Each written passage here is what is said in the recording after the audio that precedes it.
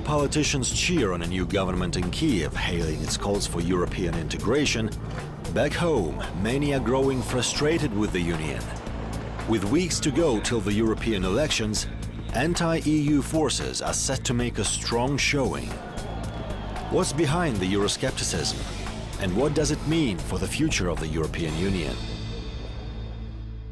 Geert Wilders, Dutch politician, leader of the Party for Freedom. It's great to have you here on our show. So we're going to just start and go ahead with Ukraine. Now, there's blame game going on over Ukraine. The US and Europe are pointing fingers at Russia, while Moscow says it's the West that is to blame.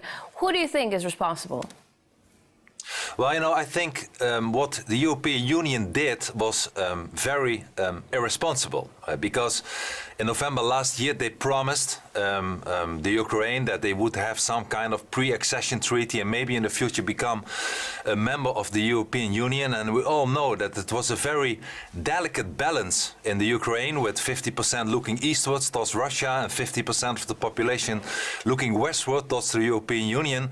So I think it was very irresponsible what the European Union did. They should have kept out of it. On the other hand, I must also say that Ukrainian still is, even though Europe made a big mistake there, it is an autonomous, sovereign country. And I should also believe that not only the European Union should have stayed out of it, but also Russia should really not interfere.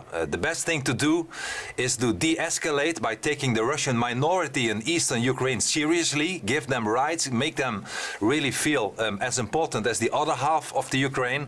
And then I hope also Russia will be able to retract and not interfere as well. But before we talk about de-escalation, you mentioned the EU is responsible partially for what's going on right now, the result that we have, which is a country on the brink of a civil war. But why do you think it was so supportive in the beginning? Do you think it lacked the understanding of the complexity of the situation on the ground? Well, unfortunately, the European Union, and that's very unwise, wants to expand. It wants to have all the Europhiles in Brussels, wants to have more and more members. And they forget that it's not only about themselves.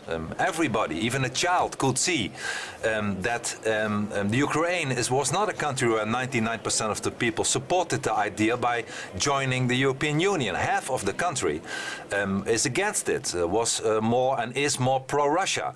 So I believe that the European Union indeed played a very irresponsible role, should have kept out of it. I saw even European politicians, members of parliament, even Dutch members of parliament were standing on the square in Kiev and were saying the wrong things, making the people believe that they would have all the support of the West and ignoring the fact that it was not a too easy situation in the Ukraine itself. So Europe was very irresponsible, but I also have to be honest, it still is a sovereign country, so I also believe that Russia should have respected the sovereignty of the Ukraine and should have stayed out of the country. And I hope that without Europe interfering and without Russia interfering, things can still de-escalate now without sanctions, but with common sense. And I think one of the keys of the solution is to take the Russian minority in the east of the Ukraine, take them seriously. European Union should take 2 steps back, and also Russia should do the same. And I hope that will be a peaceful outcome that way. So you're talking about de-escalation and staying out of Ukraine's affairs. So do you think that EU shouldn't help Ukraine right now in its current mess? Well, the European Union is responsible for the mess. Like I said, when they said last November, they promised the Ukraine some kind of pre-accession treaty, a kind of membership. This was very irresponsible, and I believe Europe was more thinking about itself and expanding its territory than it really was thinking about the whole of the Ukraine, let alone the stability in that region. And the stability in that region is not served by Russia on the one hand and the European Union or NATO on the other hand. I mean, it's only getting more tension. So it's very irresponsible what Europe did. And what I would hope once again is that it would de-escalate, that Russia would take it 2 steps back, that the European Union would take a few steps back, and that if the Ukrainian federal government takes the rights of the Russian minority seriously, then I hope that all parts will be able to de-escalate in a peaceful way, that is, I think, where we all will benefit from the most. But are there a lot of politicians in Europe that share your point of view? I mean, taking the blame partially for what's going on in Ukraine and also trying to de-escalate situation in Ukraine? Yes, I think there are more. I mean, there is a gap really between the vox populi, the popular voice, and what the governments say. I mean, once again, I'm not only blaming the European Union, I'm blaming both Russia and the European Union. But I have to be honest, the European Union made a terrible move in the beginning in November last year, and they at least partially started a lot of the troubles. And that analysis is shared by more parties in the European Union for sure. Mm-hmm. But now the EU is introducing yet more sanctions against Russia. Are they achieving anything at all, in your opinion? Well, you know, I'm not the biggest believer in sanctions. It's not good for anybody. It's not good for Europe. It's not good for Russia. So it's not good for the Ukraine. So I think we should try to once again de-escalate. I mean, if the Russian army would invade Ukraine, which I believe would be a terrible mistake, then of course you could talk about sanctions. But now sanctions could be even counterproductive, at least if you make forward more economical sanctions. So I think that Europe should also take part of the blame because they made big mistakes, but also Russia should take part of the blame. They also made mistakes, and if the two parts agree on that and focus on the Ukraine, and also once again take the Russian minority, which is an enormous minority in eastern Ukraine, take them seriously, give them rights, give them serious rights, then I hope that more sanctions will be not only counterproductive, but will also be unnecessary. I hope it's not too late, but we should try at least. Right, but like you've said, Russia hasn't invaded Ukraine yet. So as of right now, what kind of effect are European politicians hoping for with the sanctions? In the Netherlands, there is a majority, I have to say, of the parties that support the Dutch government and support the point of view of the European Union. My party might be different. Once again, we are not only blaming Russia, but we are also looking at the European Union. And we believe that only to have more sanctions is counterproductive. And you are right. Even though what happened in the Crimea region was not that we supported what Russia did there, but Russia has not invaded eastern Ukraine yet, and I hope they won't. And in order to do that, sanctions are, I believe, today counterproductive. At least what the Americans or what others want to do is just to step up the sanctions, to have more sanctions today. I don't really think that will help. I think to de-escalate is the word that will help, and threatening with sanctions and other things on either way most of the time really has no positive effect. Now, the Netherlands is EU's largest gas producer. Can it cover for any loss of Russian gas imports to Europe? Well, you know, we have certainly gas in the Netherlands, which I believe should be first used for the Netherlands itself, which is very logical, of course. It's our gas. I believe we should use it, but we also, of course, export it and sell it, and that is also for our economy a good thing. I don't know if we could step up to the level that Russia is providing now to parts of certainly Europe and Eastern Europe. But once again, I hope it will not come to that far that the situation will escalate. I hope it will de-escalate, and more sanctions today, certainly more economic sanctions today, would not only be bad for Russia, would also be bad for the European Union, for our part of Europe. And I think this is something that we should not want today. There's a resurgence in Cold War-style relations between the US and Russia. So is the EU ready to follow suit? Well, I hope that's not the case. I hope that we will still have good relations with Russia as we do with the United States. I myself am very much in favor. I'm a transatlanticist more than a fan of the European Union. So I cherish the role that even the Dutch have within NATO. And I subscribe to very good relations with the United States of America. But I also believe we should have good relations with Russia. Russia is a very important part of the world and a very large and strong country. And of course we can disagree on things. We can disagree on many things with Russia, with with United States, with many other parts of the world.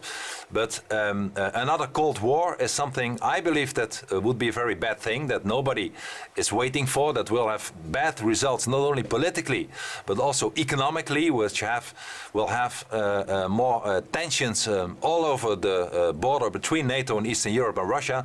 So I hope really, and I'm not naive, but I hope that we can prevent another Cold War in Europe. All right, Mr. Wilders, we're going to take a short break now. We will be back with Dutch politician Geert Wilders to talk about the upcoming European elections and the rise of Euroscepticism. Stay with us. Great to have you back. So I want to talk about the rising Euroscepticism. Prominent U.S. politician and author Pat Buchanan, I'm sure you know who he is, he recently said that nationalism is on the rise while globalization is a thing of the past. Do you share his point of view? Yes, I think it does, but I call it myself patriotism. I'm a patriot. I believe we should be all patriots. I believe a lot of Russians are patriots as well, and we should be proud of our own country. And you know what happened in the last decades is that our national sovereignty in the European Union collapsed. There came a European superstate of all European elections that nobody in Holland or in Belgium or in the United Kingdom, nobody not only knows them, but nobody voted for them. And they are in charge now of almost all the lawmaking process in our own country. So we lost our identity, we lost our national sovereignty to the European Union, an institution that really a lot of people in the West don't like so much anymore. I have nothing against Europe, but I have a lot against the European Union as an organization. And what we want to regain control over our own borders, over our own money, over our own budget, all rights that we have given to the bureaucrats in Brussels, and we want it back. I mean, everybody knows that Spanish people are different than Swedish people. My own Dutch people are not the same as Portuguese. And it's a good thing. There is not a European people. It doesn't exist. I mean, several countries exist. So I believe we should cooperate in an economical way with the internal market and trade between one another. Everybody can benefit from that.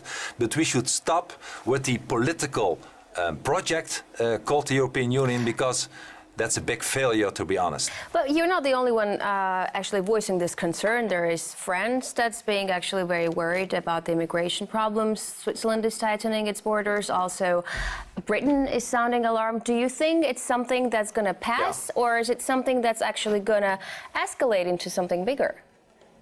Well, it's not going to pass. I mean, let's be honest. All the Europhiles, all those pro-European parties, they ignore the problem. They say that it's ridiculous, and they ignore it, and they will not act on it. And you see that parties like mine, but also in the United Kingdom and France, we will probably, if not win the elections in the end of May for the European Parliament, we will be number one or number two on the national elections. So millions of people in Europe, and that's why the elections in May are so historical for Europe, because for the first time millions of people will cast their vote against the European Union. People who want less European Union, who will be in control of their own money, of their own budget, of their own borders, of their own lawmaking.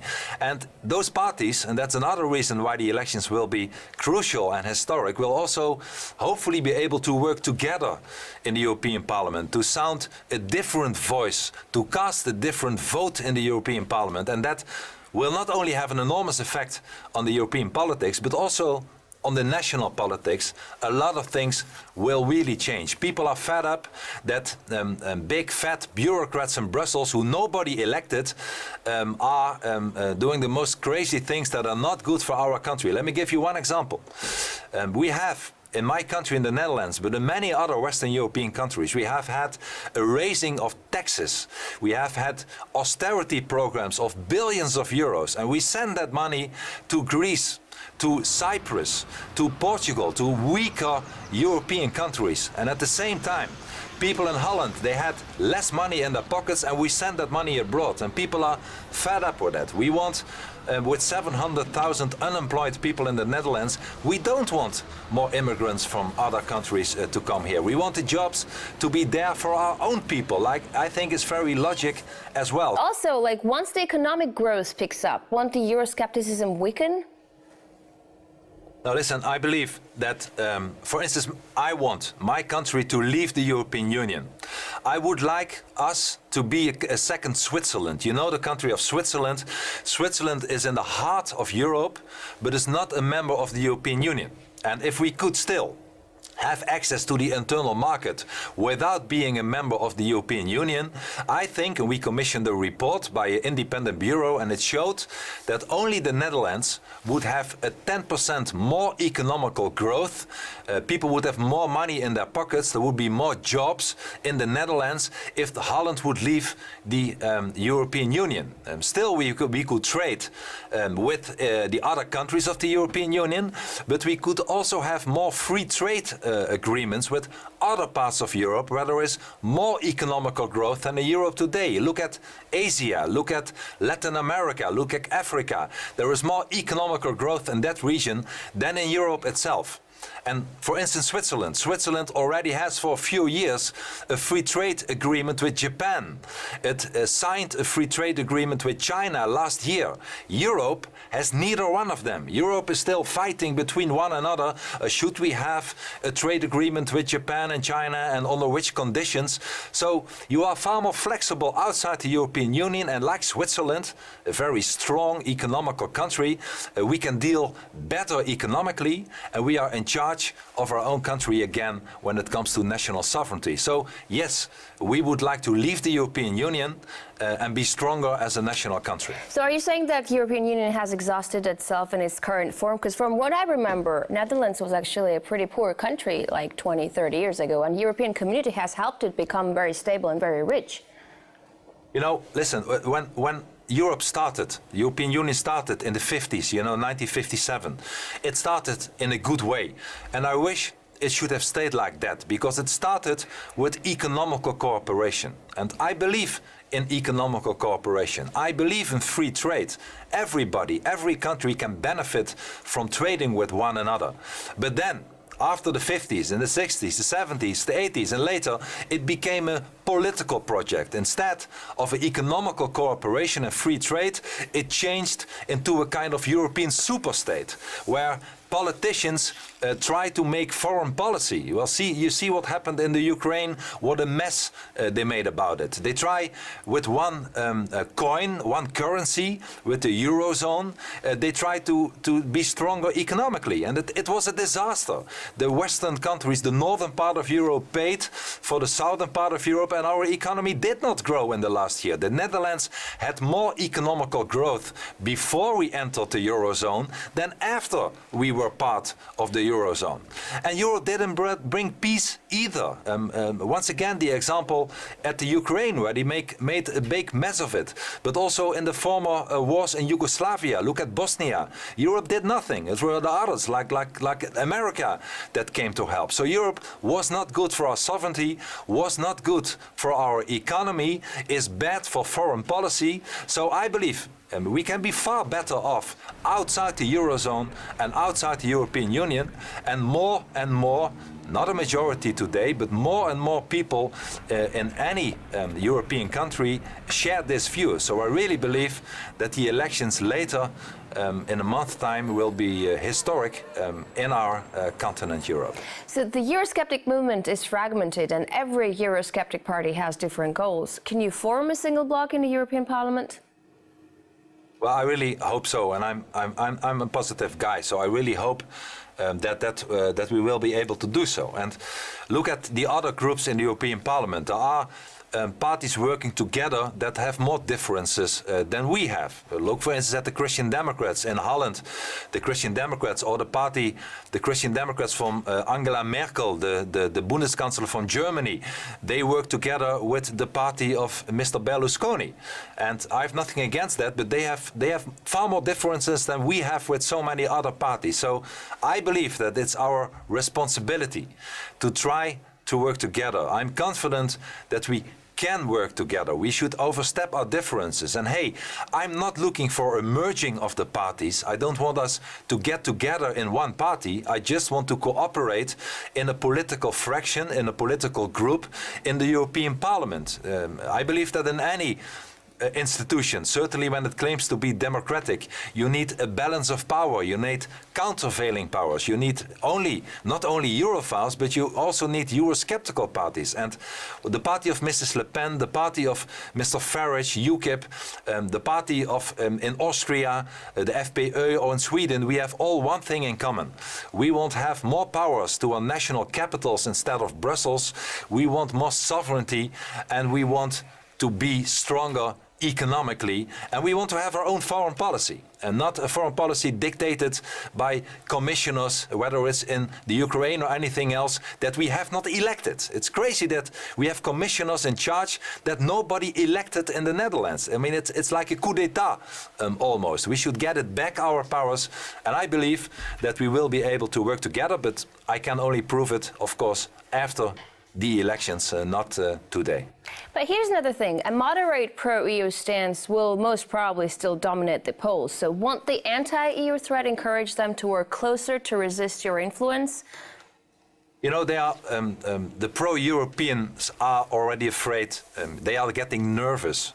They see that we are getting popular day by day, that millions of Europeans will vote against the Europhiles. And, well, perhaps you remember 10 years ago we had a referendum in France and in the Netherlands and in Ireland about the European Constitution that then came into effect. And well, the Europhiles tried to scare people, make them afraid. They said, well, without the European Union, you will lose your job. We will get war.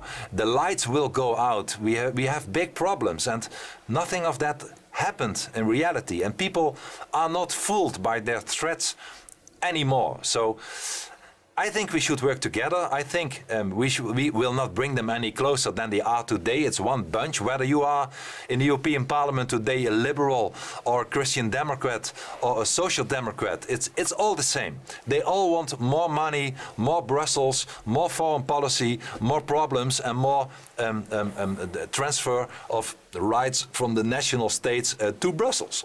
And there is now a group of politicians and a group of parties and millions of European citizens who want something else.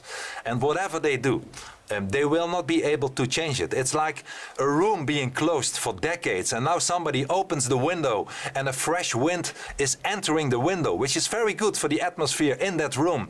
And they will not be able to change the course of history. I promise you that. All right, Mr. Wilders, it was great talking to you. We're talking